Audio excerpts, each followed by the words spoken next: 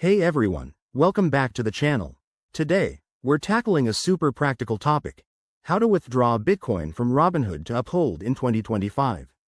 If you're into crypto, you know how important it is to move your assets securely and efficiently, especially with the evolving market. Whether you're aiming to dodge fees, access better features on Uphold, or just diversify your holdings, this step-by-step guide will have you sorted in no time. Let's dive right in. First things first, make sure you have accounts set up on both Robinhood and Uphold. Start by logging into your Robinhood app or website.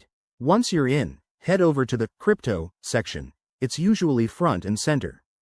Find your Bitcoin holdings and select the option to withdraw or transfer out. This might say something like Send or Withdraw, depending on the interface updates for 2025.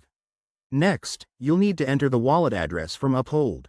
Open your Uphold app, go to your Bitcoin wallet, and copy the deposit address. Pro tip: double-check that it's the correct address to avoid any mishaps. Crypto transactions are irreversible. Paste that address into the Robinhood withdrawal form, and specify the amount of Bitcoin you want to move. Keep an eye on any network fees. In 2025, these might be lower with improved blockchain tech, but they can still add up. Before you hit confirm, review everything. Make sure the details match and that you're comfortable with the estimated transfer time, which could take anywhere from a few minutes to an hour depending on network congestion. Once you're good, confirm the transaction, and you'll get a confirmation notification. Now, switch over to Uphold and keep an eye on your wallet. You should see the Bitcoin arrive shortly. If it doesn't show up right away, don't panic. Just check the transaction status on a blockchain explorer like Bitcoin's official one.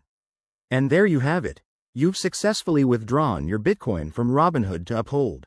Remember, always prioritize security by using two-factor authentication and keeping your private keys safe.